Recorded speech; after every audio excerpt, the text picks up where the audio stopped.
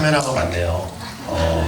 카메라 갖고 오신 분들께 부탁드릴게요. 그 사진 찍으시는 건 괜찮은데 배우분들이 말씀하실 때는 프레시 소리가 방해될 수 있어서 배우들 말씀하실 때는 찍지 마시고 제가 얘기할 때는 뭐 제 얘기 안 들려도 되니까 그때 편하게 찍으시고 여기 계신 감독님이나 배우분들이 이야기를 할 때는 그 이야기가 더 중요하니까요. 그때는 플래시를 잠시 자제해 주시면 고맙겠습니다. 그러면 바로 진행하죠. 되게 사진이 재밌네요. 메소드 연기의 이기혁 감독님과 이동희 배우님, 강찬희 배우님, 그리고 김금순 배우님. 편하게 앉으시면 돼요. 이쪽으로 오세요. 네. 그리고 사진 찍으시는데 방해되지 않게 저는 최대한 옆으로 나와 있을 테니까 네. 배우님들 잘 찍으세요. 네. 재밌는 사진을 고르셨네요. 네. 일단 오늘 저는 그 진행을 맡았고요. MBC 라디오에서 새벽에 FM 영화음악이라고 잘 잠이 안 올 때 재워드리는 프로그램 만들고 있습니다. 김세인입니다. 반갑습니다.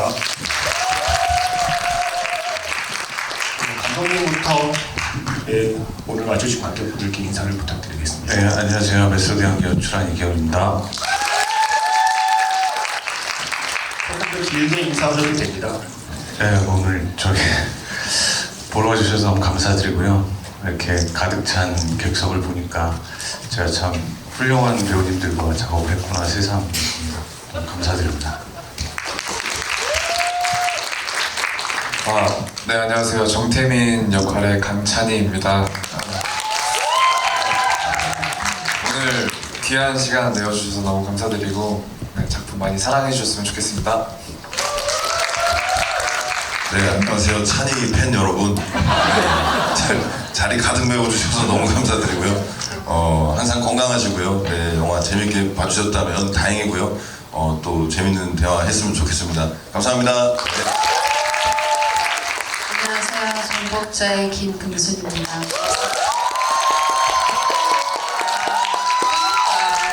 늦게까지 너무 감사합니다. 네, 재미있게 보셨어요? 네. 저도 너무 재밌게 봐가지고 부산 때도 봤었는데 오늘 다시 봤는데 또 재밌는 거예요. 또 이게 웃긴 영화가 아닌데 또 웃게 되고 또 이렇게 뭉클하게 되고 그렇더라고요. 네, 소문 많이 내주십시오. 감사합니다. 백상예술대상 여우주연상 후보에 노미네이트 되신 김금순 선생님.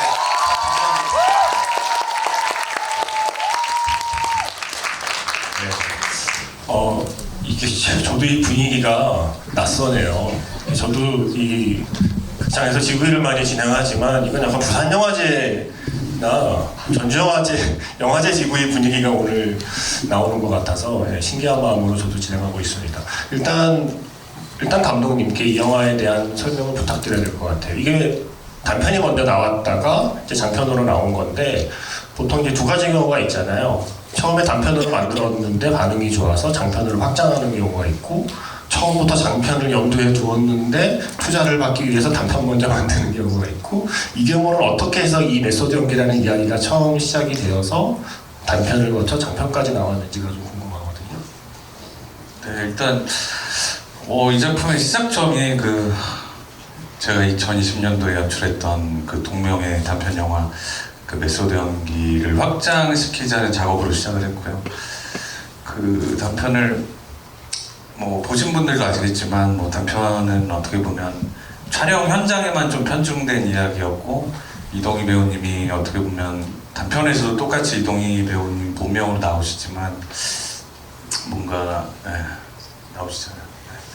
근데 뭔가 그 가공된 느낌의 좀 캐릭터 느낌이 있었어가지고 단편 때는 이 작품을 제가 이제 그 장편으로 좀 확장을 시키면서 좀 솔직하게 접근을 하고 싶었어요. 그래서 그 배우님이 가지고 계신 실제 어떤 배우로서 아니면 연기적인 고민들을 좀 투영을 시켰고 또 제가 집에서 막내 아들인데 제가 막내 아들로서 저희 가족을 바라보는 어떤 시선들이나 그런 감정들을 같이 투영을 시켜서 가족 드라마랑 촬영 현장의 이야기가 좀 좋은 시너지가 날 수 있게 공존할 수 있는 그런 기획으로 처음에 시작을 했던 것 같습니다. 예. 감독님의 경험이 반영된 메소드 연출인가요? 네. 막내 아들로서의 경험이 예.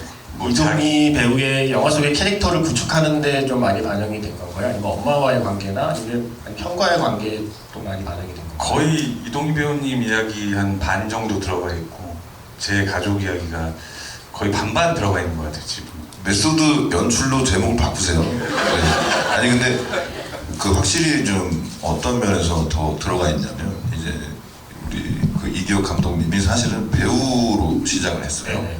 그래가지고 누구보다 또 그 현장에서 느끼는 어떤 감정들을 잘 알고 있기 때문에 저랑 좀 얘기하기도 되게 편했고, 사실 단편에서 있었던 현장에서 그 스태프들이 막 그 혼자 세워져 있는 누군가를 보면서 저를 보면서 막 웃고 있고 세상은 웃고 있는데 저는 슬프고 뭐 이런 것들이 사실은 저보다는 기혁 씨가 더 많이 경험해 본 일들이어가지고 그런 일들을 좀 영화에 좀 많이 녹여서 거기에 좀 그런 부분에서 힘을 준 건 아무래도 본인의 어떤 경험이 많이 투영이 돼 있는 거죠. 혹시 단편을 못 보신 분들은 지금 왓챠에 있을걸요? 네, 단편 볼 수 있고요.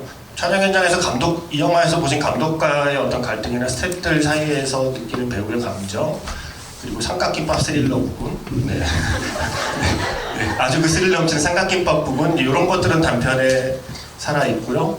나머지 가족의 존재나 이런 이야기들은 장편에서만 볼 수 있는 겁니다. 근데 일단 메소드 연기가 뭔지 다 아시고 계신 거죠? 메소드 연기를 아주 간략하게 설명해 주실 분이 계신가요?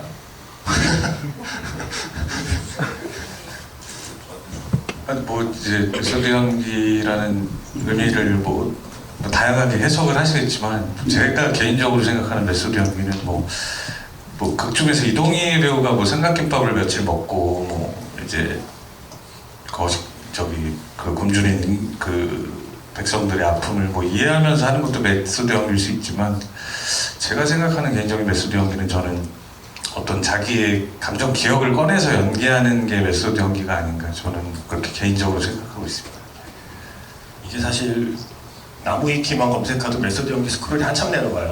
그게 그만큼 메소드 연기에 대한 다양한 이론과 여러 가지 사례가 있어서 뭐 한마디로 정의하기는 힘든데, 근데 사람들이 많이 좀 오해하는 건 주로 이제 살 많이 빼고 살 많이 찌우는 걸 메소드 연기라고 생각들을 많이 이제 하시는데, 그게 뭐 전부는 아니니까요. 그러니까 가령 다니엘 레이 루이스 같은 경우에는 아버지 이름으로 찍을 때 그게 감옥에 수감되는 역할인데, 그 감옥 세트에서 그냥 먹고 잤다고 했잖아요. 안 가고 지나가는 스태프들한테 자기한테 침 뱉어달라고 그러고. 그러니까 이제 그런 게 극단적인 메소드 연기고, 그런 메소드 연기 아주 비웃는 배우들이 이제 안소니 호킨스 같은 배우가 현장에서 그런 이상한 짓 하는 애들이 꼭 있다고. 배우가 왜 배우냐? 배우는 연기라니까 배우는데 왜 그래야 연기가 나온다는 애들이 이상한 애들이다라는 입장도 있는 것처럼, 메소드 연기에 대한 입장 자체가 워낙에 다양하게 존재하기 때문에 그게 꼭 정답이고 그게 꼭 배우가 도달해야 될 목표라는 오해는 하지 않는 것이 맞다고 저도 생각하고 있습니다. 맞습니다. 그게 뭐랄까 좀 각자의 어떤 방법이 많잖아요. 정말 택시 드라이버의 드니로가 택시 운전을 하는 것도 있었고, 뭐 근데 이제 그 뭔가 정답이 없는 부분에 대한 그 이야기이기 때문에 저는 사실 제목이 메소드 연기인 게 저는 지금 가장 큰 문제라고 정말 생각을 하고 있거든요.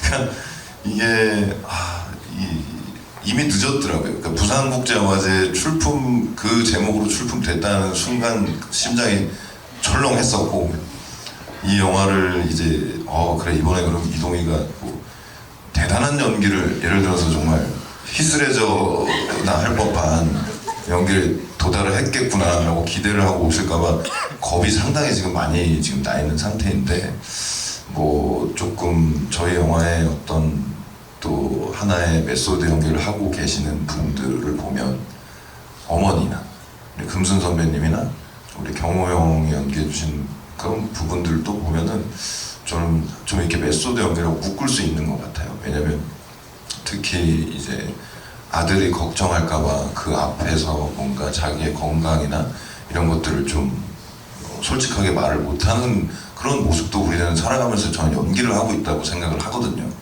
특히 저도 뭐 이제 부모님이 뭐 요즘 무슨 일 없니? 이렇게 물어봤을 때 아무 일 없어. 걱정하지 말라고 얘기하는 게 사실은 연기잖아요. 일이 계속 있고 스트레스 받는 일이 계속 있음에도 불구하고 그래서 조금 이 영화 제목이 조금 저도 우려는 되지만 조금 더 확장이 되었을 때는 우리는 모두 연기를 하고 살아가는 사람들이기 때문에 그래도 좀 괜찮지 않을까라는 생각을 해서 그때는 그래도 한번 가보자 이렇게 결정을 하게 된 거죠. 네.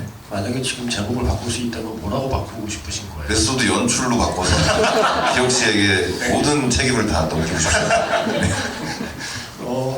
김금순 배우님 예전 인터뷰에서 보면 배우님 같은 경우는 역할을 준비하실 때 자신이 맡은 역할과 대화를 많이 한다는 인터뷰를 하셨어요. 가령 이번 작품의 경우에는 이름이 정복자니까요. 네.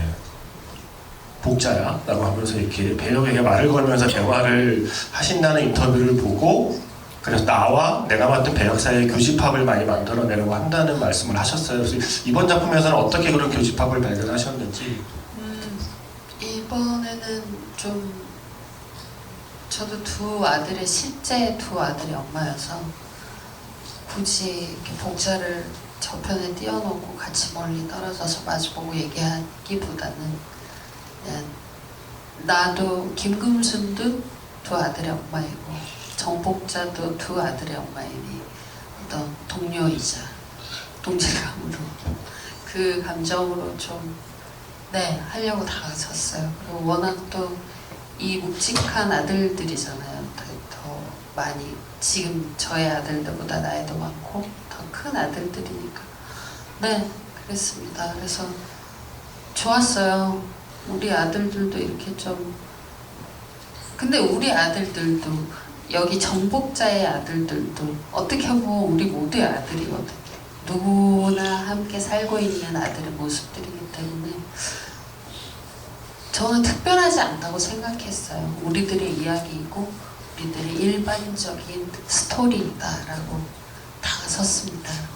그럼 영화에서 집에서 아들들하고 함께 있을 때의 모습이 실제 집에서의 모습이라고 저희가 생각해도 되는 걸까요? 네네. 저는 저희 아들들하고 되게 농담도 많이 하고 안고 뭐 뽀뽀하고 뭐 사랑해 미워해 이제 막 집어 던지고 뭐 이렇게 합니다. 절대로 저랑 경호형 같은 아들은 아닙니다.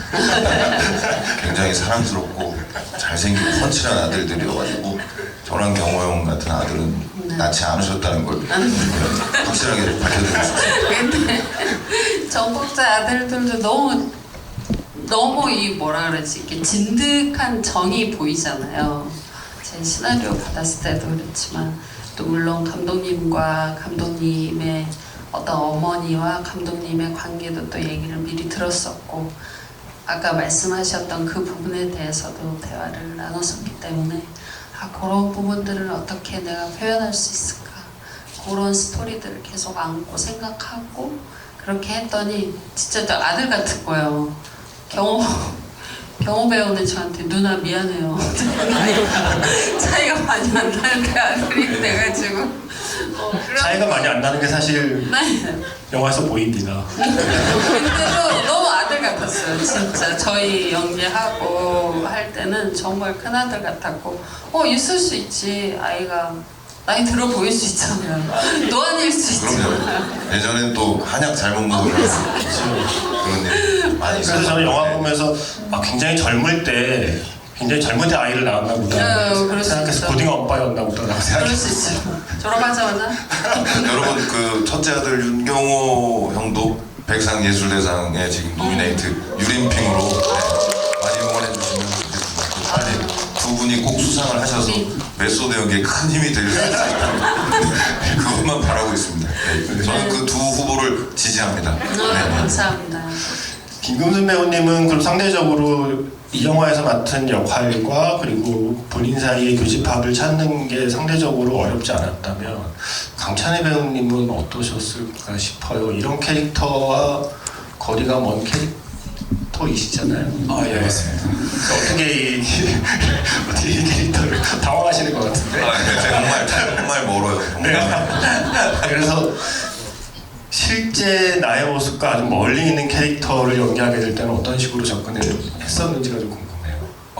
일단 저랑 완전 좀 반대되는 성격의 캐릭터이기 때문에 그냥 상상을 좀 많이 해봤던 것 같아요. 내가 이런 상황에 놓였다면 어떻게 행동했을까 뭐 이런 것도 찾기도 하고 뭐 이런 사람들은 어떻게 행동할까 이런 상상을 좀 하면서 했었는데 경험보다는 약간 그쪽 위주로 좀 많이 대본을 풀었던 것 같고 그럼에도 이제 겹치는 부분도 있고 직업도 뭐 같고 뭐 이러다 보니까 조금 더 공부를 열심히 했습니다. 네. 그래도 연기지만 연기를 핑계로 선배를 막대하는 역할이 재밌진 않았나요? 사실 좀 희열을 느꼈습니다. 제가 선배님께 언제 그런 말들을 쏟아낼 수 있을까. 또 저는 현장에서 태민 배우가 화를 막 내거든요. 딜레이 돼가지고 저는 정말 이해가 안 되는데 사실 해보니까 재밌더라고요. 그래서 현장에서 왜 화내는지 알겠다. 장난입니다. 아니요, 제가 정말 천사 같은 찬이한테 어떻게 화를 내는지에 대해서 현장에서 짜증내고 화내는 그 사람을 저라고 얘기하기는 좀 그렇지만 그 예시로 많이 또 보여준 적도 있고 그래서 찬이는 정말 아무런 그 찬이의 어떤 그런 그 평상시의 모습하고 완전히 다른 캐릭터를 연기해야 됐기 때문에 정말 어려웠을 거라고 생각을 합니다.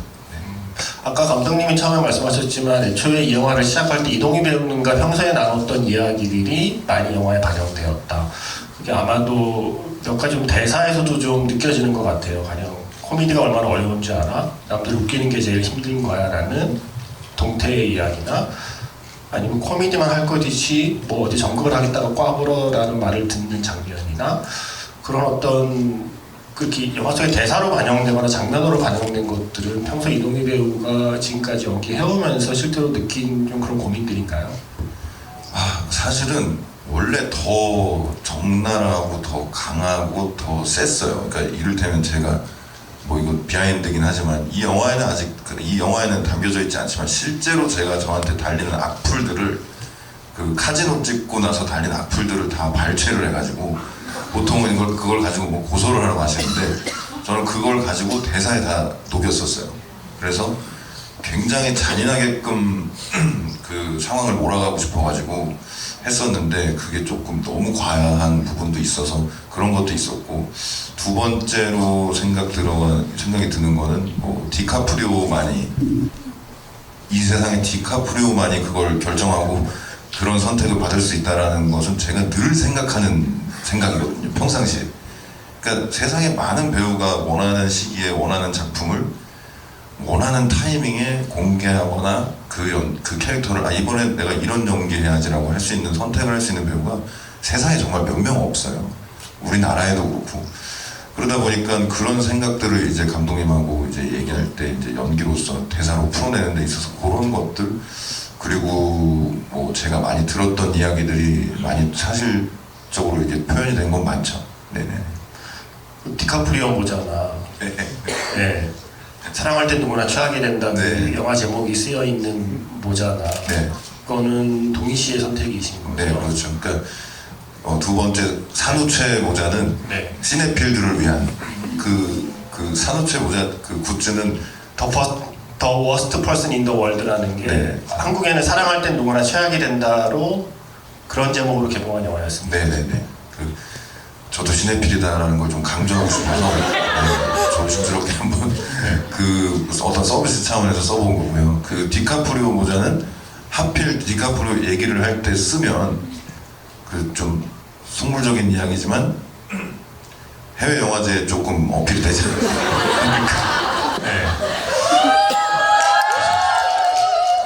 디카프리오는 해외 관객들에게 어필하기 위해 썼다면 조세호 씨 티셔츠는 누구에게 어필을 하기 위해서 입으신 건가요? 그건 이제 세호 형한테 제가 평상시에 잘못하는 게 많아요. 그러니까 여기저기 가서 성대모사도 많이 하고 좀 많이 놀리고 있는 동생이기 때문에 미안한 마음에 그리고 실제로 제가 그 티셔츠를 집에서 또 자주 입기도 하고요. 네, 그래가지고 그걸 이제 영화 소품으로 썼죠. 그 티셔츠만큼은 제가 좀 반대를 했었는데 이제 배우이기도 하시지만 이 영화의 또 제작자이기도 하셔가지고 네. 고집을 제가 꺾을 수가 없었습니다. 제작자의 갑질이었나요? 지금까지는 아니고 저는 이제 그 조세호님의 얼굴이 너무 크게 보여서 시선이 자꾸 뺏겨서 이제 좀 다른 티셔츠 저 없냐 이렇게 이제 완강하게 고집하셔가지고 아 이건 저도 문득 궁금했어요. 그 자동차 색깔이 분홍색인 것도 이동희 배우님의 취향이 반영된 거. 그건 전혀 제 생각이 아닙니다. 그건 제 취향입니다. 감독님도 분홍색을 좋아하세요? 이동희 아니, 배우님만이 아니고. 분홍색을 좋아하진 않는데 이제 그 엄미정 배우한테 차를 그 빌려달라고 하고 이제 동태랑 동희가 첫 현장을 가는 그 차가 저는 좀 뭔가 좀 우스꽝스럽고 사랑스러워 보였으면 좋겠어가지고 네, 그렇게 핑크색을 선택하게 됐습니다. 저는 그 핑크색하고 멀어진 지 오래입니다. 네. 아 강찬일 배우님은 지금 여러분하고 오늘 처음 영화를 보셨어요. 그러니까 영화를 촬영했지만 완성된 형태의 영화를 극장에서 보신 게 오늘 처음이거든요. 그래서 지금 이 중에 아마 가장 지금 그 따끈따끈한 감정으로 이 영화를 기억하고 계실 거라 강찬일 오늘 영화 보면서 좀 특별히 뭐 내가 이 영화의 모든 현장에 간 건 아니잖아요. 배우는 자기가 촬영 분량이 있는 걸 가니까 나는 몰랐는데 영화를 보니 정말 뭐 재밌다거나 뭐 마음에 드는 장면이라거나 그런 어떤 순간들이 좀 있었나요? 저는 개인적으로 선배님들 바다로 놀러 가실 때 정말 그때 선배님께도 말씀드렸었는데 감독님께도 말씀드렸었는데 저도 같이 놀러 가고 싶다. 네. 그냥 가서 옆에서 구경하고 싶다라고 해서 가보고 싶었는데 장면이 너무 이쁘고 재밌게 나와가지고 감동적으로 나오고 그래서 그 부분이 너무 이쁘고 사랑스럽게 나오지 않았나 싶습니다. 아 그때 진짜 바람이 그렇게 불어가지고 그 바다가 어디쯤인가요? 그 대략? 동남 서해 강릉 네 강릉이었어요. 강릉 추울 때 찍은 거예요? 저희 선배님하고 저희 진짜 날아갈 뻔했잖아요. 그러니까 보통 그런 상황이면 촬영을 못 하거든요. 머리를 해봤자 소용도 없고. 진짜 전 너무 웃겼어요. 동희 씨가 계속 머리가 이렇게 들어가요. 계속 머리를 갈게. 저는 사실 너무 웃겼어요. 그때. 그 씬만큼은 네. 제가 또 사랑하고 존경하는 저희 고레다 히로카즈 감독님을 좀 많이 떠올리면서 어느 가족을 떠올리면서 가서 찍고 싶었거든요. 근데 그게 바람하고 다 날아갔습니다. 그냥 앞도 안 보이고 저도 맞아. 그 그때 선글라스도 그렇죠. 껴가지고 더 안 보였고 진짜 스태프들도 이렇게 조명이든 뭐 이렇게 다 들고 있다가 막 다 쓰러지고 진짜 강풍이 장난이 아니었어요. 맞아. 네, 유일하게 경호 우리 큰아들만 안 밀리고 바람이 버텼죠. 네. 저는 이 영화의 클라이맥스가 두 개라고 생각했어요. 그러니까 이 주인공 이동희에게는 마지막 클라이맥스 연기가 물론 클라이맥스겠지만 가족에게는 전 그 바닷가 장면이 하나의 클라이맥스고 특히 정복자라는 캐릭터에게는 그 순간이 클라이맥스라서 정복자의 클라이맥스는 바다, 이동희의 클라이맥스는 마지막 연기라는 생각이 들어서 그 바다 장면을 자꾸 생각할수록 좀 짠해요. 그때 좀 나누는 대사도 그렇고 그리고 아들한테 임마라고 말하는 것도 왜 이렇게 정겨운지 모르겠고 그건 원래 좀 대본에 있는 거였나요? 임마라는 말투나 이런 거는? 없었어요. 없었는데 네. 동희 제 둘째 아들이 옆에서 엄마 뭐 임마 이렇게 나오는 거예요. 엄마와 임마 이렇게 이어져서 나와가지고 네 그렇게 했습니다. 좀 그때 아들에게 해줬던 이야기가 저는 이 영화에 되게 볼 때는 몰랐는데 지나고 나니 되게 중요한 얘기들이 그때 다 나왔구나. 그때 하신 얘기가 한물간 배우는 없는 거야. 기회는 늘 있어랑 그 다음에 역할이 웃긴 거랑 웃긴 연기하는 거랑은 다른 거야라는 게 다른 배우가 아닌 그 연기 경험이 훨씬 많으신 김구순 배우님의 입을 통해서 그 대사가 나오는 게 더 좀 특별한 의미가 있었던 것 같아요. 네 맞아요. 저도 그렇게 생각하면서 연기하고 있고 그리고 연기도 마찬가지지만 우리가 삶을 살아가면서 그런 마음으로 살아간다면 너무 힘들진 않을 것 같아요. 이렇게 너무 구분짓지 않고 그래서 저도 그 장면의 복자의 대사들 감독님이 또 물론 쓰셨지만 되게 좋습니다. 좋아하는 장면입니다. 네. 그때 촬영할 때 졸려가지고 제가 눈 뻐끔하게 이렇게 했는데 또 그것도 너무 잘 담아진 거예요. 그래서 좋았어요. 저도 좋아하는 장면입니다. 네. 졸린 줄 몰랐어요. 전혀 몰랐어요. 재밌었어. 그리고 조금 이따 질문 기회 드릴 테니까 궁금한 거는 생각해 두시고요. 그리고 사실 이 영화는 마지막 클라이맥스를 향해 달려가는 그런 장면인 거잖아요. 이거는 일단 이동희 배우님 대답 듣기 전에 그 연기를 같은 배우 입장에서 바로 옆에서 지켜봤던 강찬우 배우님과 그 시퀀스를 전체를 연출한 감독님 얘기를 먼저 좀 듣고 싶거든요. 일단 그 시퀀스는 롱테이크로 원테이크로 간 게 맞는 거죠, 감독님? 네, 제가 처음부터 좀 원테이크로 고집을 했고요. 그리고 저는 그 연기가 이제 컷이 쪼개지면 뭐 감정도 같이 좀 쪼개진다고 생각을 해서 처음부터 이제 롱테이크로 기획을 하고 찍었는데 뭐 사실 지금 편집본에서는 뭐 중간에 뭐 샷들이 이제 들어가 있어서 이게 그렇지만 현장에서 저희 원본 소스는 거의 5분짜리 롱테이크를 그때 현장에서 이제 이동희 배우가 걸어서 올라가는 데부터 시작해가지고 마지막 연기까지 이제 찍었었거든요. 근데 그때 이제 저는 아직도 그 현장의 공기가 생생한 게 너무 중요한 씬이었고 또 이동희 배우님이 너무 집중하고 있는 모습이 저한테 보이는 거예요. 그러니까 그 씬을 촬영할 때 현장에 온 순간부터 연기를 할 때까지. 그래서 뭐 전날 물론 뭐 그 씬에 대한 많은 이야기를 나눴지만 그날은 뭔가 저도 좀 많이 숙연해져서 이거는 오늘은 이 배우에 대한 어떤 세세한 디렉션보다는 뭔가 기술적인 문제 때문에 연기가 뭐 중단되거나 이런 일이 없어야겠다. 그래서 최대한 좋은 컨디션, 뭐 완벽한 세팅에서 촬영할 수 있도록 뭔가 그 현장 뭐 동선이어지라는 걸 정말 꼼꼼하게 하고 거의 한 2테이크 정도만 딱 갔었는데 너무 좋은 연기를 해주셔서 저는 그 장면이 좀 저도 정답을 뭔가 정의 내리긴 싫지만 뭔가 많은 상상이 되는 연기를 해주신 것 같아요, 배우님 스스로가. 그래서 저도 매번 볼 때마다 어떨 때는 어떤 배우에 대한 그런 갈망의 모습이 보이기도 하고 어떨 때는 엄마의 죽음에 대한 어떤 이 상황과의 맞닿은 지점에 대한 그런 감정이 보이기도 하고 좀 많은 상상이 되는 연기 같아요. 좀 덧붙여도 될까요? 지금 감독님이 되게 아름답게 포장을 해주셨는데 2테이크밖에 갈 수 없는 상황이었고요.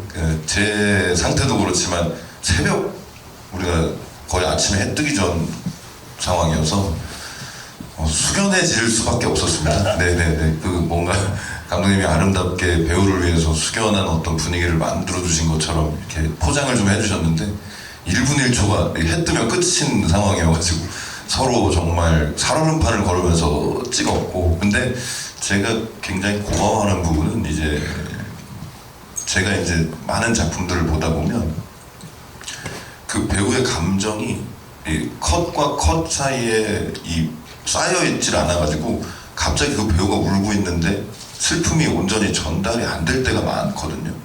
근데 우리 이혁 감독님의 큰 장점이 뭐냐면 배우 출신이다 보니까 그 흐름이 쌓여지는 걸 굉장히 중요시한단 말이죠. 그러다 보니까 관객들이 그 예열을 할 수 있는 시간까지 그 배려하는 그 어떤 시선이 있기 때문에 저는 사실 이 영화 찍으면서 굉장히 또 의지가 많이 됐고 도움을 많이 받았죠. 네. 여기서 줄이겠습니다. 네. 찬희 씨. 네. 그리고 강찬희 배우님은 어쨌든 그 중요한 시퀀스에서 어쨌든 나름의 연기를 해야 되는 상황이기도 하면서 그 어쨌든 뒤에서 그렇게 오열하고 있는 아빠를 바라보는 그 역할의 연기도 해야 되면서 또 선배의 가장 중요한 연기를 또 지켜보는 입장이기도 하고, 지금 생각해보니까 현장에서는 뒷모습을 주로 보게 되었을 것 같아서 극장에서 지금 그때의 촬영장의 분위기, 그 현장에서 봤던 연기와 그 스크린을 통해서 봤던 그 시퀀스의 연기에 대한 좀 기억이 좀 궁금해요. 일단 선배님 말씀대로 이게 엄청 길었어요, 호흡이. 근데 정말 처음부터 이제 집중해서 볼 수밖에 없는 그런 호흡들이었고, 저는 이제 들으셔서 알겠지만 중간에 이제 컷 사인이 나는데 이제 선배님 거기서 또 대사를 또 계속 시작하시거든요. 그래서 컷 했을 때는 그냥 정말 그냥 선배님의 후배가 옆에서 연기를 보는 것처럼 이제 진짜 저의 상황인 것처럼 봤는데 그냥 저도 모르게 계속 집중하게 빠져들게 된 것 같아요. 선배님이 무슨 말을 하고 싶은 걸까, 뭔가 지금 이게 무슨 상황인가 싶다가도 왜 이렇게 대사를 하는 거지 하면서도 진짜 하고 싶은 말이 무엇일까라는 그런 상상을 계속하게 만들어주는 그런 복합적인 감정들이 드러나는 순간이어서 궁금하기도 했고 호기심이 생기기도 했고 뭔가 가슴이 울컥하기도 했고 그런 생각들이 들었던 것 같아요. 전 찬이 배우님 뒤에 저 사진을 보니까 이제 시대극에서 아주 제가 자주 뵈니까 되게 익숙하네요, 저 의상이. 유니폼 입으신 거죠. 사극을 좀 최근에 많이 했는데 현대극도 많이 하고 싶습니다. 이건 저의 생각만인지 모르겠지만 사실 영화 보면서 이 영화 재밌다 하면서 한편으로는 알게인을 보고 싶다. 알게인 미공개 영상을 테너트 김쇼에서 방출할 게 아니라 우리가 나중에 영화 개봉할 때 유튜브로라도 방출하는 걸 영화 속의 이동이는 싫어하겠지만 갑자기 알게인에 대한 궁금함이 생겼어요. 그 알게인이라는 영화 속의 아이디어는 어떻게 나왔고 실제로 어느 정도나 찍어두신 건지가 좀 궁금하거든요. 참고로 영화 속의 이동이도 싫어하지만 저도 싫어합니다. 근데 그러나 조심스럽게 이제 이 영화를 잘 됐으면 하는 마음에서 조심스럽게 작년부터 제가 이제 사람들 몰래 외계인 분장을 하고 돌아다니면서 유튜브에 여기저기 봤어. 네, 그게 사실 저 나름의 큰 그림인데 그렇게 좀 스며들어서 나중에 좀 뭐 이렇게 큰 파도로 와줬으면 하는 마음인데 모르겠습니다. 제가 저질러 놓고 수습을 못하고 있어서 그 기대만큼 큰 파도가 올지는 모르지만 반반의 마음이에요. 정말 쳐다보기도 꼴도 보기도 싫은 모습이지만 저한테는 한편으로서 그렇게라도 해서 영화가 잘 된다면 얼마나 좋을까도 반이 있기 때문에 굉장히 복잡한 저는 심정입니다. 네. 영화 속의 알게인이라는 영화의 아이디어는 동희 배우님 아이디어인가요? 아니면 감독님 아이디어인가요? 그게 이제 처음에 동희 씨가 원래는 외계인 이런 컨셉을 생각을 하긴 했었는데 동희 배우님께서 이제 짐 캐리 선배님이 출연하신 브루스 올마이티라는 영화에서 중간에 이제 뉴스 앵커들을 조종하는 장면이 이제 거기에서 이제 스티브 카렐이라고 스티브 카렐이 엉뚱한 얘기하는. 네네. 그거를 이제 제 앞에서 직접 보여주신 거예요, 동희 배우님. 남한테도 이거 전송하면 안 된다, 유출 금지라고 하고. 그래서 제가 그 영상을 참고로 이제 시나리오를 썼는데 이제 대사를 그냥 실제 시나리오 상에도 이렇게 썼는데 촬영 분량은 상당히 많이 찍었고요. 그걸로 하나의 단편 영화 분량이 나올 정도로 찍었고 보고 싶다. 제 입장도 좀 고려해 주셨으면 좋겠고 근데 요거를 조금 빌미삼아 조금 더 말씀드릴 수 있는 건 사실 감독님하고도 아이디어를 많이 좀 나눴지만 크게 그 알게인 예를 들어서 스티브 카렐도 그렇고 전반적으로 저는 이 영화를 굉장히 공감하실 분이 계실지 모르겠지만 데런 아로노프스키의 레슬러라는 영화를 많이 저는 떠올리면서 찍었어요. 그 미키 루크가 실제 정말 그 복싱 원래도 이제 레슬링 복싱 이런 걸 굉장히 좋아하시는 그 분으로도 유명하신데 또 그 인물로 나와서 끝까지 이제 링에 오르는 마지막 모습까지 가는 과정이라든지 그리고 이 영화에 제 어떤 그런 DNA가 좀 투영이 된 것은 저도 영화를 정말 사랑하는 입장에서 그런 것을 조금 뭔가 약간 집약된 어떤 그런 에너지를 이 영화에 많이 좀 넣고 싶었고 그리고 마지막 장면은 사실 그런 오마주가 있어요. 그러니까 사실 저는 예전부터 어렸을 때 대하 사극을 봤을 때 정말 그 연기적으로 놀랐던 부분이 많거든요.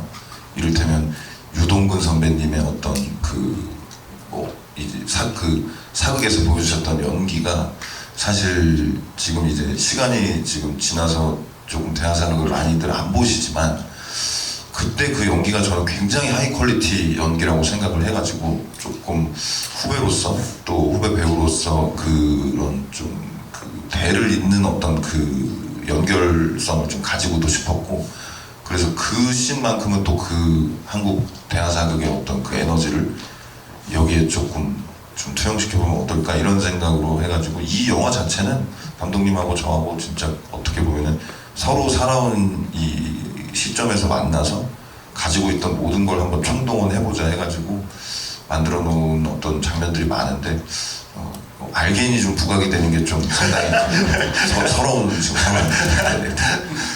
지금 방금 이야기에서 언급된 그 아로노프스키 감독의 더 레슬러라는 영화를 보시면 마지막 경기하러 링에 올라갈 때 스윗 차일드 오브 마인이라는 노래를 이렇게 틀어놓고 입장을 하거든요. 미키 루크가 배우 생활 중간에 실제로 프로복서로 활동한 적이 있었어요. 그때 사실은 코뼈가 주저앉아서 성형수술을 잘못해서 배우 인생이 바뀌긴 했지만 근데 그때 미키 루크가 프로복서로 활동할 때 실제로 경기장 입장할 때 음악이 스윗 차일드 오브 마인이었어요. 그러니까 자기가 실제로 링에 올라갈 때 틀었던 음악을 자기가 출연한 영화에서 복싱에서 레슬링으로 바뀌긴 했지만 마치 자기 인생이 투영된 것 같은 장면에 그때 그 음악을 들고 입장하니까 이미 링에 올라갈 때부터 이 배우의 마음가짐이 좀 달랐겠죠. 아마 그 음악의 힘으로 메소드 연기가 가능했던 장면이 아닐까 하는 생각이 드네요. 질문 있으신 분 손 들어주시면 사적인 질문보다는 이 영화와 관련된 질문을 해주신다는 약속하에 손을 들어주시면 기회를 드리겠습니다. 저기 뒤에 지금 핸드폰 들고 여기 앞에 손을 계속 들고 예.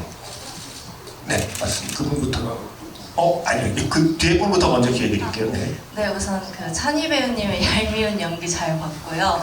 저는 궁금한 게 이제 극 중에서 동희 배우님에게 무조건적으로 이제 서포트를 해주고 편이 되어주는 금순 배우님이 계셨잖아요. 새 배우님 분들에게 그런 좀 사랑하는 존재가 편이 되어주고 힘이 되어줬던 말들 중에 기억나는 게 있으면 한 번씩 말씀해 주시면 감사할 것 같습니다.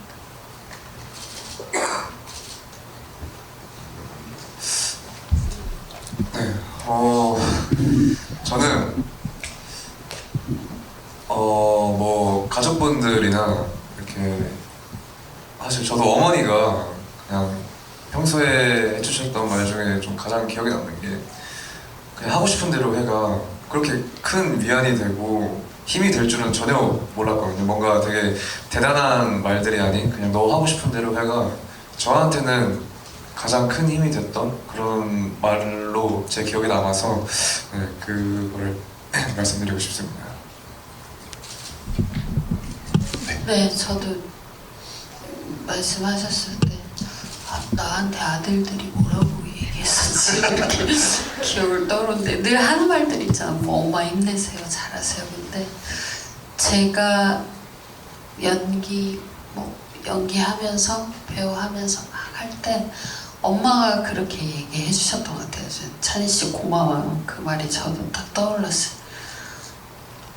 엄마가 어느 순간 재미있게 살아라 이렇게 말씀해 주셔가지고 네 그게 되게 힘이 돼서 연기를 또 현장에서든 어디서든 재미있게 하려고 애쓰면서 사는 것 같아요. 감사해요. 생각나게 해주셔서. 저도 좀 짧게 말씀드리면 저는 글쎄요 본격적으로 돈을 벌고 나서의 부모님의 태세 전환이 완전히 다르시기 때문에 그 전에는 늘 뭐 하고 싶은 대로 해라는 말을 들어본 적도 없고 제일 많이 들었던 말이 어떻게 하려고 그러냐 어떻게 하려고 그래 이 얘기를 많이 들었는데 그것 또한 굉장히 저한테 힘이 됐어요. 왜냐면 진짜 어떻게 하려고 내가 이러지? 진짜 내 인생 큰일 나겠다 이런 생각을 많이 해서 그때 당시에는 정말 서러웠지만 지금 생각해보면 그게 저한테 큰 좀 뭔가 원동력이 됐던 것 같고 두 번째로는 제가 또 부모님 같이 생각하는 우리 또 최민식 선배님의 아주 드물게 가끔 한마디 해주시지만 촬영 현장에서 들었던 얘기 중에 가장 기억에 남는 말이 진짜 같았어라는 그 말이 저한테 정말 큰 힘이 됐어요. 정말 드물게 해주시거든요. 물론 제가 잘 못해가지고 그런 것도 있지만 선배님께서 그 말씀을 해주셨을 때 속 마음으로 저는 뭐 그냥 감사합니다 하고 말았지만 지금 이만큼 그래도 또 성장을 했구나. 앞으로 더 성장을 해서 좋은 모습 보여드려야지에 대한 어떤 또 힘이 생겼기 때문에 그 말이 굉장히 기억에 남네요. 그리고 참고로 TMI지만 메소드 연기 촬영할 때 그 처음에 박지현 선배님이 등장해서 그 타렌트 김쇼 할 때 촬영 현장에도 와주셨고 쫑파티 때도 와주셨고 네 선배님께서 메소드 연기에 또 애정이 많이 있으신 걸로 압니다. 네, 내일 한번 만나서 여쭤볼게요. 네네네. 감독님의 경우에는 저는 실제 영화에서 그 수목장에서 이제 어머니 복자 선배님 돌아가시고 그 동희 씨가 경호 선배한테 엄마가 마지막에 뭐래 그래서 어렸을 때부터 형편 만들어서 미안한데 용서해달래 뭐 그 대사가 실제로 저희 어머니가 저한테 밥 먹다가 뜬금없이 하신 그 이야기인데 전 그때 좀 그 말이 좀 많이 위로가 되고 좀 정말 많이 울었던 기억이 있어서 그 말이 좀 기억에 많이 남는 것 같습니다. 네. 저는 우리 부모님은 왜 그런 얘기 안 해준 거지? 시간 금방 간다는 얘기만 어릴 때부터 초등학교 때부터 그 어린애가 뭘 안다고 시간 금방 간다 그 얘기만 하셨던 기억이 나네요. 자, 또 질문 있으신 분 있나요? 여기 가운데로 갈게요. 네, 그래도 한 줄씩 모자 쓰신 분에 기회 드리고 그 다음에 앞쪽으로 오겠습니다. 네. 이쪽도 있구나. 예, 잠깐만. 네, 자. 예, 그 영화 속 이동이라는 인물이 코미디 연기에서 좀 벗어나고 싶어하는 인물이고 2년째 영화를 찍지 못한 그런 인물이잖아요. 그런데 막상 현실의 이동희 배우님도 제가 처음에는 코미디 연기로 인식을 한 것 같고 그런데도 제일 좋아하던 연기는 국도극장에서 전극 연기였던 것 같아요. 그리고 김금승 배우님 같은 경우는 예전에 무당 전문 배우라고 막 계속 나왔던 것 같고 최근에 폭삭소가수다에서 아이유 괴롭히고 다음 주 개봉하는 야당에서 대구 지역 마약장으로 나오셨더라고요. 아이유 씨를 괴롭힌 건 아니고 네네. 애순이죠. 예수의 딸을 괴롭혔는데 넘어진 감정이입해서 죄송합니다. 아이를 괴롭혔다는 갑자기 속마음이 튀어나오셨네요. 네, 근데 질문은요? 네. 예, 그런데 아까 그 사극 연기에 관련된 말씀도 강찬이 배우님 하셨던 것 같고 근데 각자 익숙한 혹은 기존에 해왔던 연기에 몰입하거나 몰입해서 빠져나오는 시간이 있을 것이고 그렇지 않은 연기, 그러니까 기존에 하지 않았던 이번 메소드 연기에서 김근수 배우님이 좀 따뜻한 어머니 연기를 저는 되게 간만 혹은 되게 거의 처음 본 것 같은데 그런 익숙하지 않은 혹은 대중에게 선보이지 않았던 연기를 하셨을 때 몰입에 들어가는 시간과 빠져나오는 시간이 좀 다른지 갑자기 궁금해져서 질문 들어볼게요.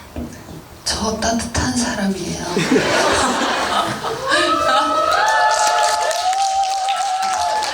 네, 그 몰입과 빠져나올 때 시간이 그렇게 많이 걸리지 않습니다. 제가 좀 이렇게 나쁜 사람은 아니어서 그리고 너무 워낙 작품 전체가 좋잖아요.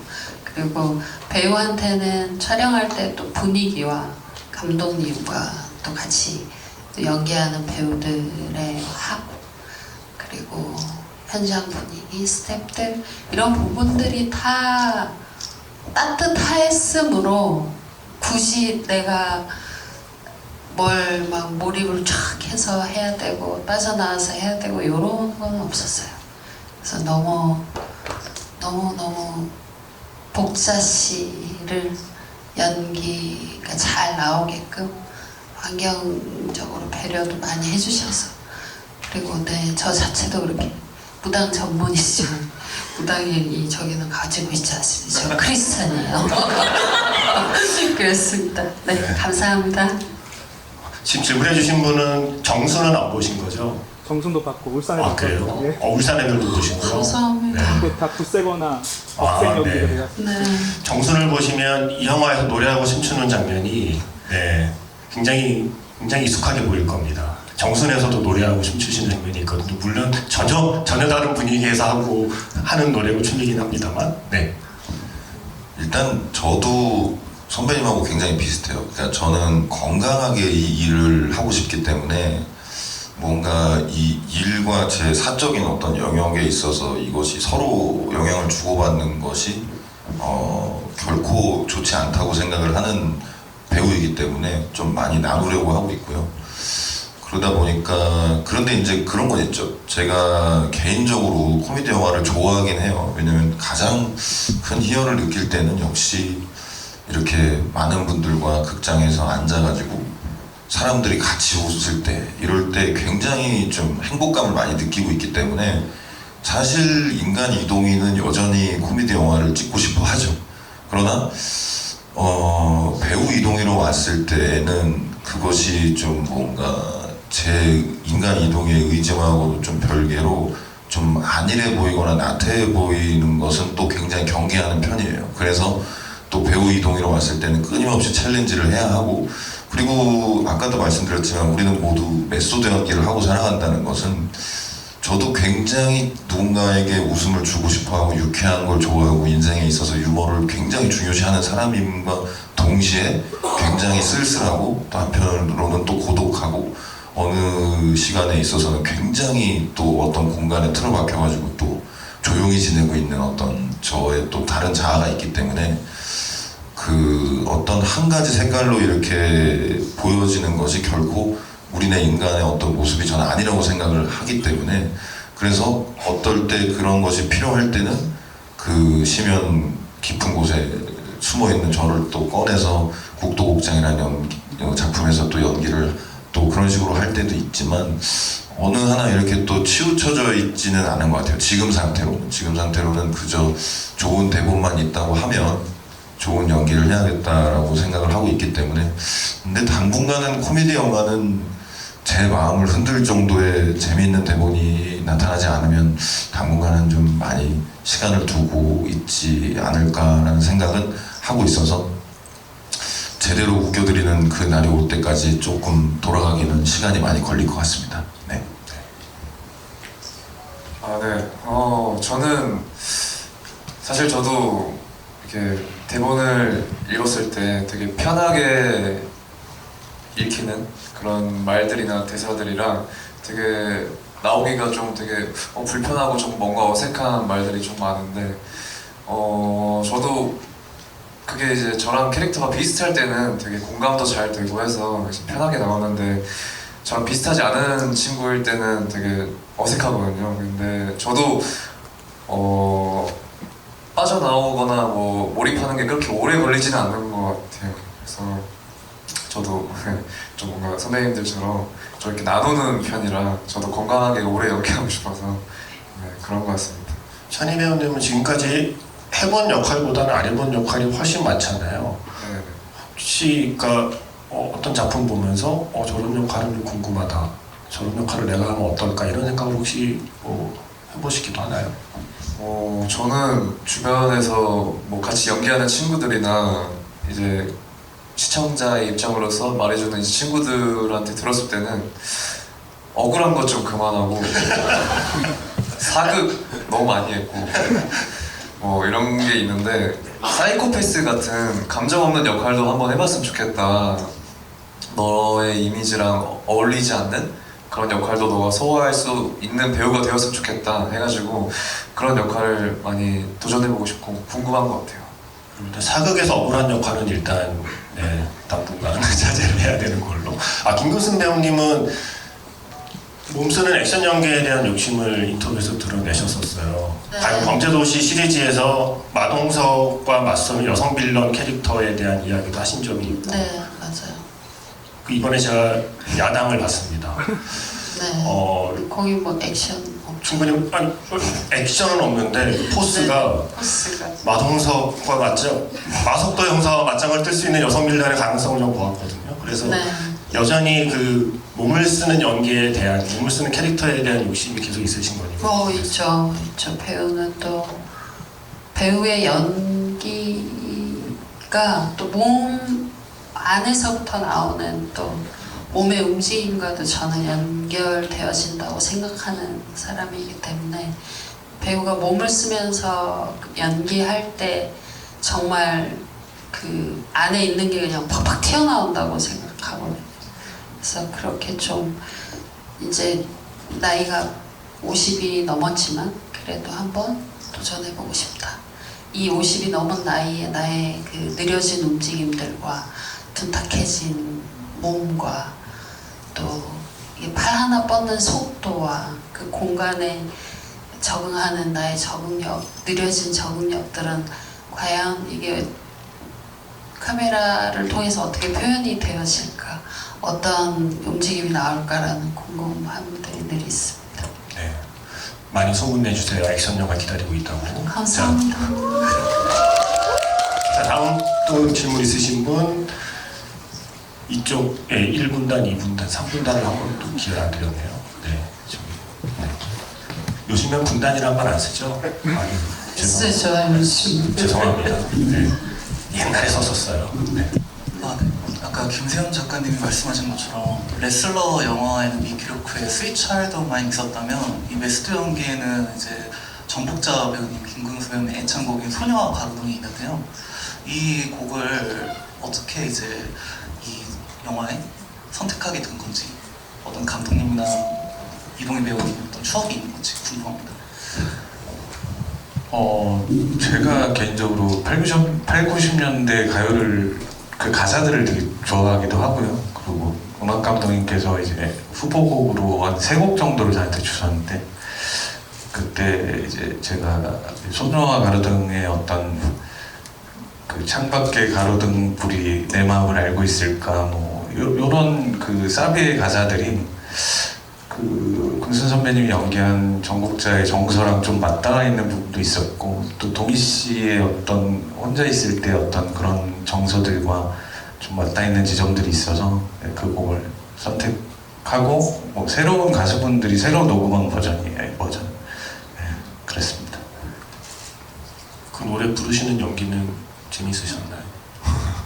네, 뭐 떨리고 설레고 재미있고 또 정복자의 마음으로 노래를 해야 하는데 슬프게 들리게 하고 싶지는 않고, 하지만 아들들한테는 또 슬프게 들릴 것이고, 그런 또 복잡한 감정들을 가지고 불렀어요. 그리고 이 원래 원곡 가수분도 제가 너무 좋아했던 옛날 가수분이고, 그리고 저희 또 음악 감독 해주신 모 감독님께서 보사노바로 이렇게 바꾸셔가지고 저한테도 따로 보내주시고 감독님도 보내주셨는데 너무 좋고 영광이죠. 이렇게 작품, 영화, 드라마 이런 작품 안에서 배우가 노래를 할 수 있다는 건 또 다른 어떤 뭐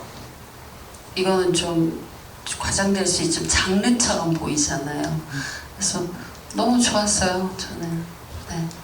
저 이 영화 2번 봤는데 2번째 볼 때 이상하게 그 정복자의 마지막 장면이 있잖아요. 마지막 우리는 등만 볼 수밖에 없잖아요.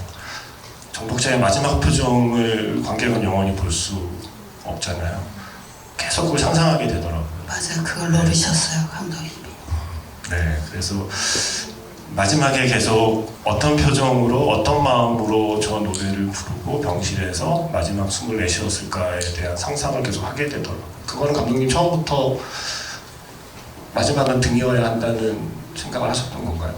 네, 그거는 무조건 전 등으로 마무리가 돼야 된다고 생각을 했고, 그러니까 엄마라는 존재가 항상 그 엄마라는 타이틀 속에 갇혀서 뭔가 아들들 앞에서 씩씩한 척을 해야 되고 뭐 그런 엄마라는 그 존재 항상 갇혀서 사시잖아요. 근데 딱 그 선배님이 혼자 계신 순간이 딱 그 장면이 하나예요. 그 아들들이 이제 싸우러 밖으로 나가고 철없는 아들들 목소리들이 막 병실 안으로 새어 들어오면서 이제 혼자 남았을 때 그때야 비로소 이제 이 엄마라는 타이틀을 떼고 정복자라는 한 인간으로서 뭔가 그 암 환자의 어떤 진짜 연기를 하고 살았던 그 순간인 거죠. 그 아들들 앞에서. 그래서 그때 딱 처음으로 한 인간의 그 나약한 모습이 딱 보여지길 원해서.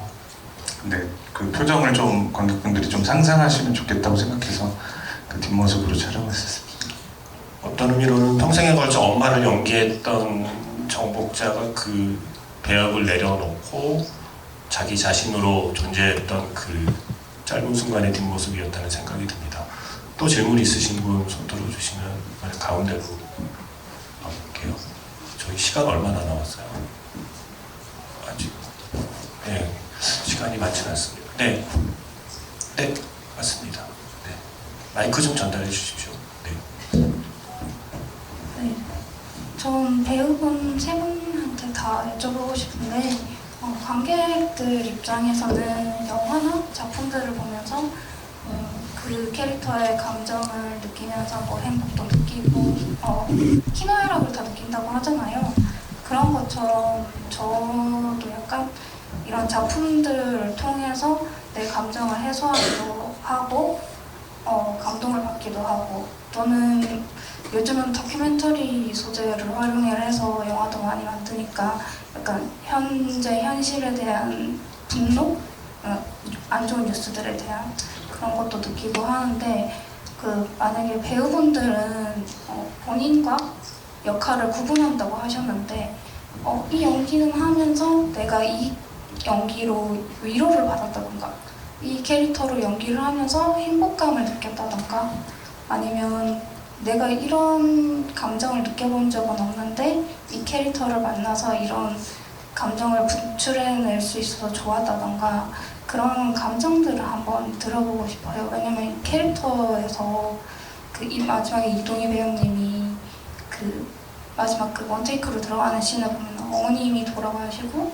근데 그 왕의 역할은 아들이 자기 눈앞에서 자결을 한 거니까 어쨌든 죽음에 관해서 그런 마음이 들었을 것 같더라고요.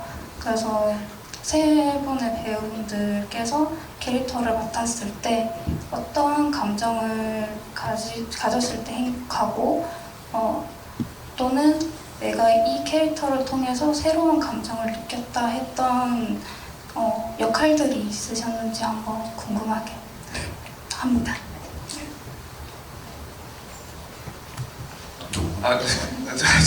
역시 또 후배라서 네, 막내부터 하겠습니다. 어쩔 수 없이 또 제가 이렇게 저는 사실 저랑 제가 지금까지 느껴보지 못했던 뭐 감정들이 아닐 때 되게 행복감을 느끼는 것 같아요.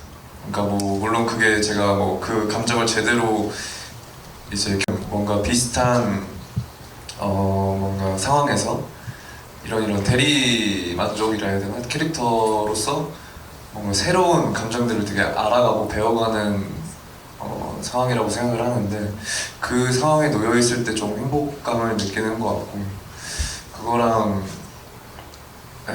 그렇습니다. 뭐 힘들면 힘들고 캐릭터가 좋으면 좋고 저도 약간 이런 편인 것 같아요.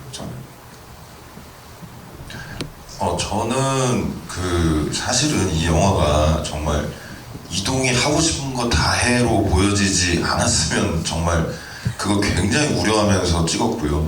왜냐면 사실 저로서는 굉장히 아까 질문해 주신 것처럼 배우한테 이런 작품은 정말 축복이잖아요. 거의 모든 그 면을 다 보여줄 수 있는 정말 배우한테 굉장히 선물이 되는 작품인데 그냥 우리끼리 좋고 끝나면 안 되는 것이 곧 작품이기 때문에 굉장히 경계하면서 찍기는 했어요. 근데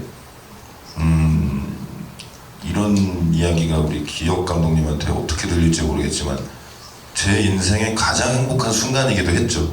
왜냐면 정말 응어리지어 있었던 뭔가 고민이 많았던 그리고 세상에게 도전장을 내미는, 그러니까 왜 그러냐면 제가 이제 시간이 계속 늦었는데 말이 길어서 죄송한데 늘 안 된다고 하는 삶을 살았어요.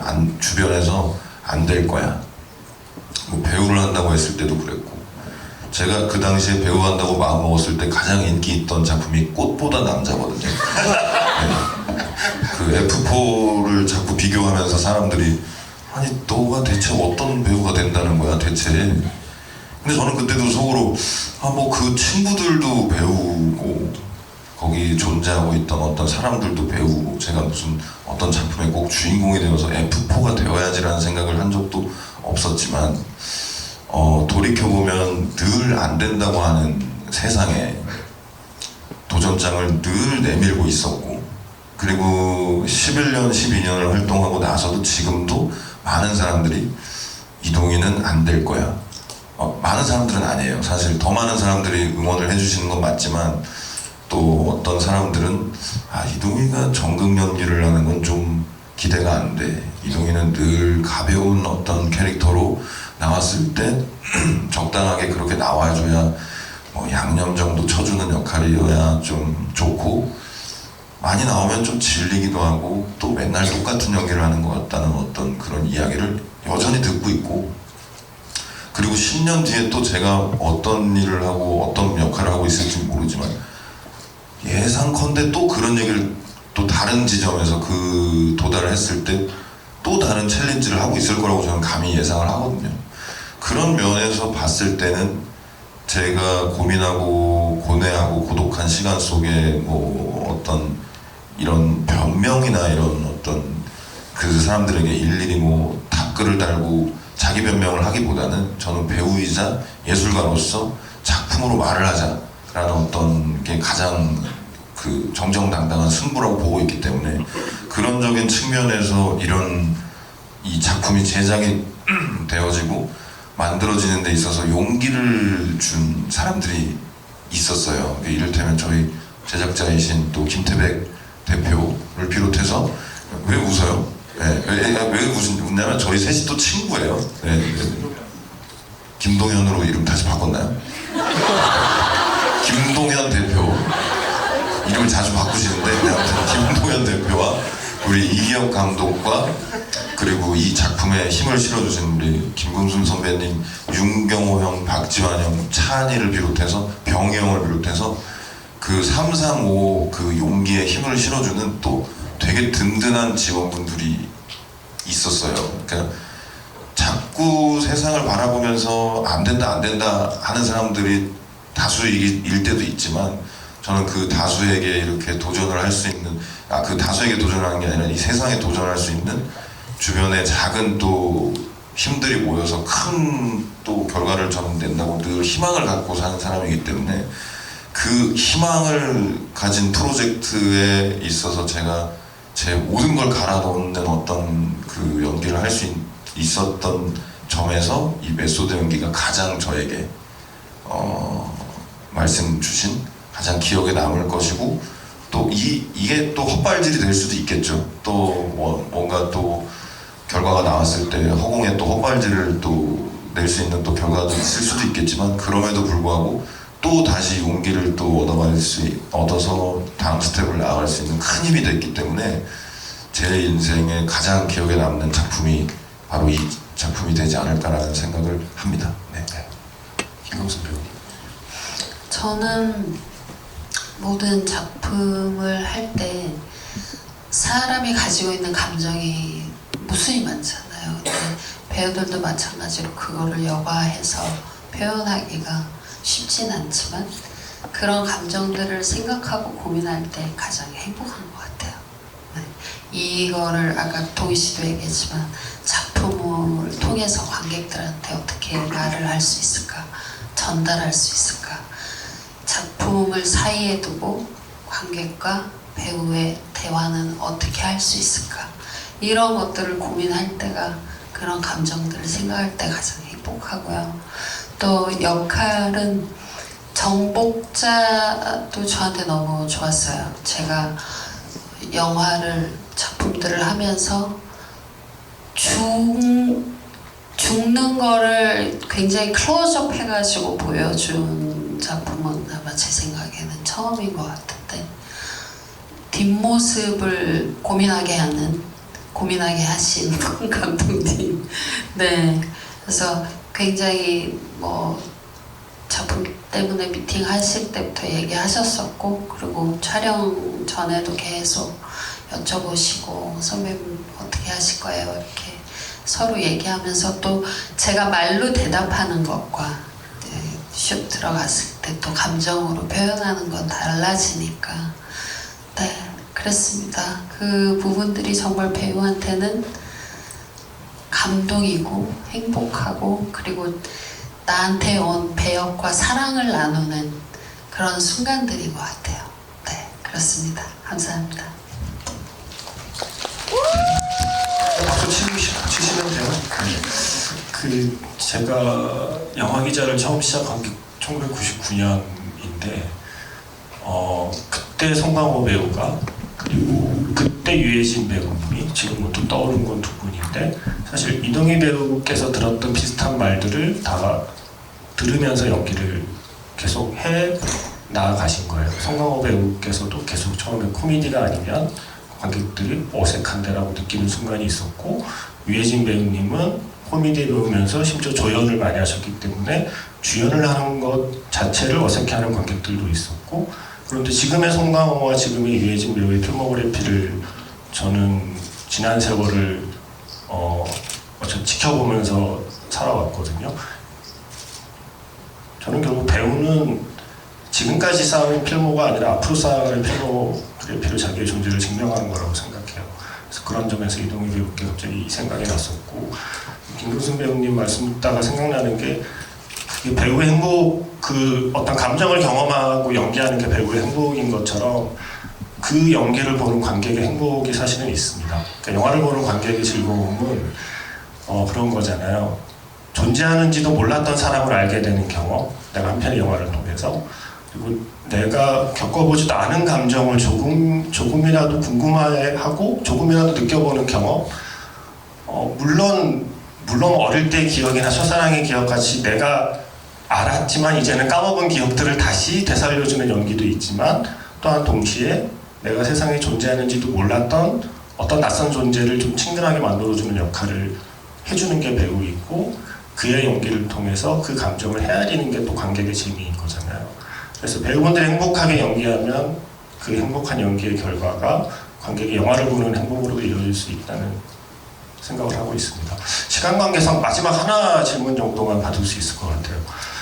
제 책임을 회피하기 위해서 마지막 한 명의 질문은 감독님께서 골라주시면 네, 저 지금 눈빛이 따가워서 네, 마지막 한 분은 감독님께서 골라주시죠. 외국분 네. 혹시 통역 네. 한국말이 가능하신가요?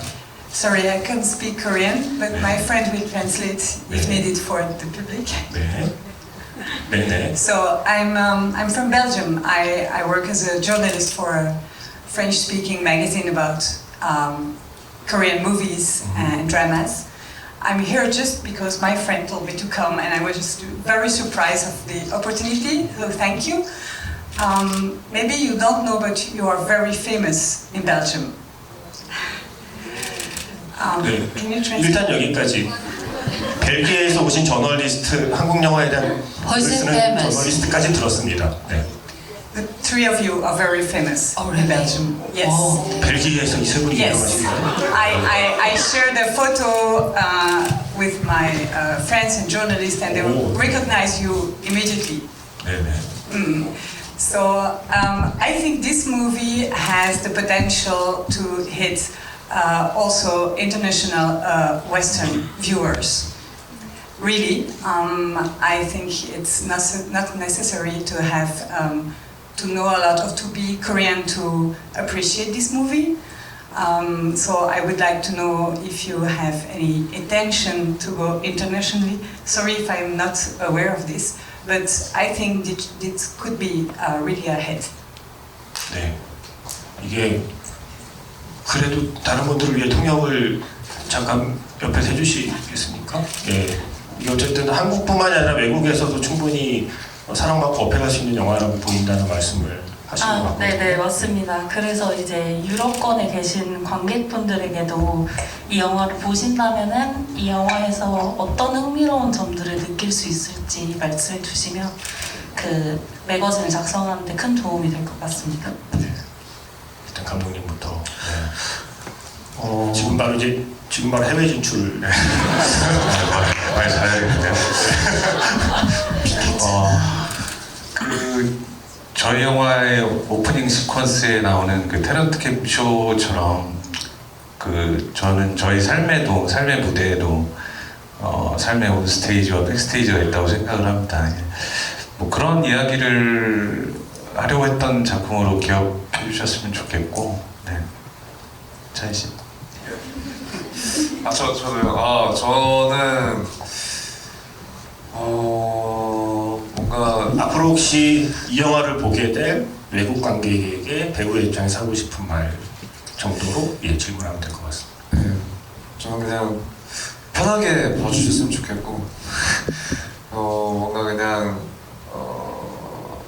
편하게 그냥 재밌게 즐겨주셨으면 좋겠고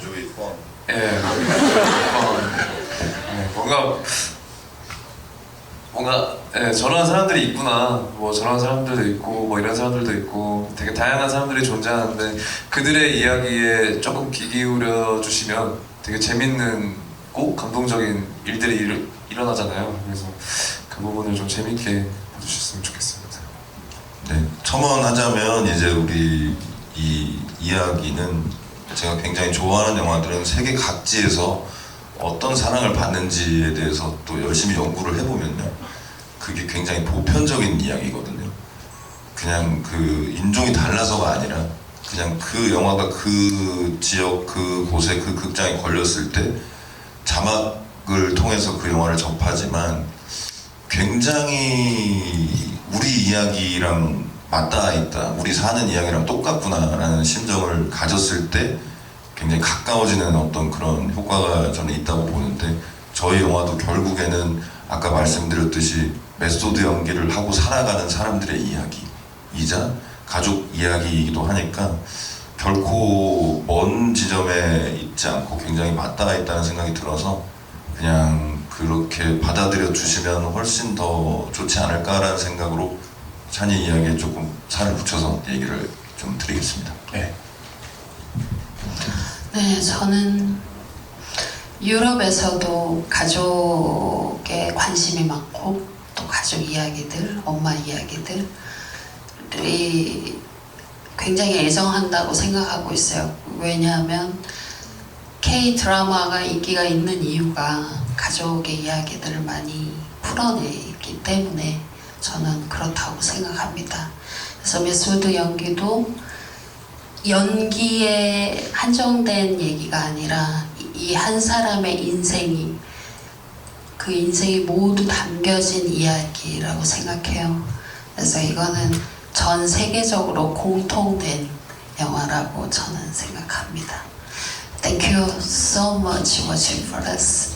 And I don't know how much you stay in Korea, but enjoy spring Korea. Thank you so much. 지금 한 가지 걱정이 금빛 뽕리 쌍샘체를 어떻게 번역할지 뭐 장악하시는 분이 알아서 하시겠죠. 네. 이제 시간 관계상 마무리를 해야 될 것 같습니다. 저는 영화를 보는 동안에는 영화 속의 배우들의 액션을 보게 되죠. 영화 보고 끝나고 나면 영화에 담기지 않은 액션을 상상하게 되거든요. 영화 속에 이동희가 들어가는 방문에 그 수많은 주먹질이 대응과 같은 흔적들을 이제 상상하기 시작하는 거예요.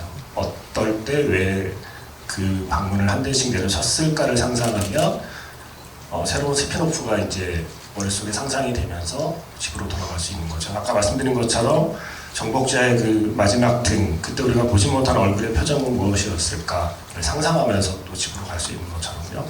이렇게 보이는 것 말고도 일단 코미디 영화로서도 그 장면 전환의 타이밍이나 편집의 리듬도 굉장히 저는 되게 좋았고, 보이는 것만큼이나 상상하게 만드는 보이지 않는 것들의 흔적들이 담겨 있어서 저는 아주 재밌는 영화였고요. 아까 우리 모두 연기를 한다고 그랬잖아요. 이 비유가 맞는지 모르겠지만 많은 사람이 운전을 하지만 그 운전을 직업으로 하는 사람도 있잖아요. 네. 그런데 예전에는 그 생각을 했던 것 같아요. 영화를 볼 때 만약에 배우로 운전하는 사람에 비유한다면 나는 할 수 없는 운전을 해나갈 때 그런 뭐 레이싱을 막 잘하고 드리프트를 하고 막 이런 연기에서 얻는 쾌감을 많이 느꼈던 것 같은데 살면서 많은 영화를 보면서는 어떤 순간에 그냥 약간 버스 운전하는 것 같은 배우의 이야기에 탑승할 때 같은 편안함 같은 게 있어요. 그러니까 내가 정말 차를 타고 있나 싶게 그것도 인지하지 못할 정도로 너무 자연스럽게 이야기를 끌고 가서 나를 내가 원하는 목적지에 잘 데려다주는 어떤 그런 연기에도 감탄하게 되거든요. 그러니까 메소드 연기라는 영화를 보면서 그런 두 가지 다 모두 관객으로서는 감탄하게 되는 연기인데 누가 봐도 너무 잘하는 연기와 연기를 하는지도 모르게 나를 이야기 속으로 끌고 들어가는 두 가지 연기 모두에 대해서 다양한 생각을 하게 만들어준 작품인 것 같습니다. 이게 그냥 저의 아주 짧은 감상이었고요. 마지막으로 오늘 함께 해주신 관객분들께 오늘 대화를 나눈 소감을 부탁드리겠습니다. 네, 오늘 평일인데도 너무 이렇게 객석 가득 채워주셔서 진심으로 감사드리고요. 이제 뭐 재밌게 보셨다면 이제 나중에 구체적인 뭐 개봉 날짜 잡혔을 때 한 번 더 극장에 와주시면 너무 감사할 것 같습니다. 감사합니다. 네, 오늘 시간 내어주셔서 너무 감사드리고요. 저는 좋은 선배님들과 감독님과 동료 배우분들과 함께 할 수 있어서 너무 좋았고 네, 앞으로도 만약에 영화 개봉한다면 저는 한 번 더 가서 볼 거거든요. 그래서 여러분들도 시간이 되시면 극장에 한번 찾아주시면 너무 감사하겠습니다. 감사합니다. 한 번만 볼 건가요? 한 번은 극장에서 한 번은 집에서. 네, 여러분 코미디 배우이자 패셔니스타 이동입니다. 이 영화로 코미디 배우에서 코미디만 빼는 배우이자 패셔니스타로 거듭날 수 있는 그 배우가 됐으면 좋겠네요. 근데 그렇다고 해서 코미디 영화를 안 찍을 건 아니에요. 여러분 또 웃겨드려야 하기 때문에 좋은 대본 찾아서 또 배고 빠지도록 또 제가 열심히 또 그 부분은 노력을 할 테니 또 많은 응원해 주셨으면 좋겠고 아까 말씀드렸던 것처럼 안 된다고 하는 세상에 무너지지 않고 모두가 챌린지를 해서 끝까지 해내는 여러분과 제가 됐으면 좋겠습니다. 오늘 시간 내주셔서 정말 감사합니다.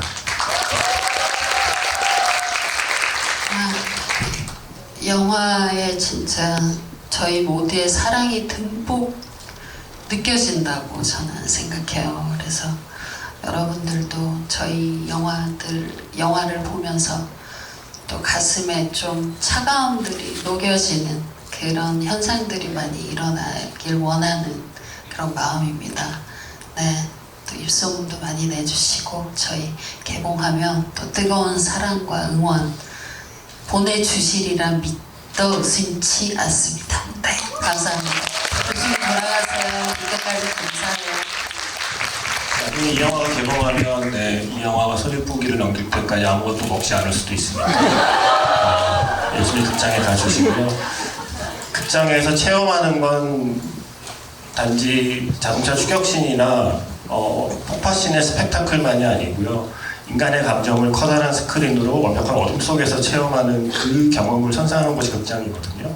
극장에서 이 영화를 보면 무엇이 좋았는지를 많이 말씀해 주시면 좋을 것 같고요. 이 영화에 최우식이 나온다는 가짜뉴스 아닌 가짜뉴스를 뭐 터뜨리셔도 상관없고요. 어쨌든 다 최우식 씨한테 허락 받고 한 겁니다. 저희 대표님 오셨는데 진짜 빵빵 쓰러지셨어요. 네, 그래서 아무쪼록 이 영화가 여기 계신 분들이 아닌 앞으로 더 많은 관객이 만날 수 있는 기회가 있을 수 있게 많이 소문내 주시면 고맙겠습니다. 오늘 함께 해주셔서 고맙습니다.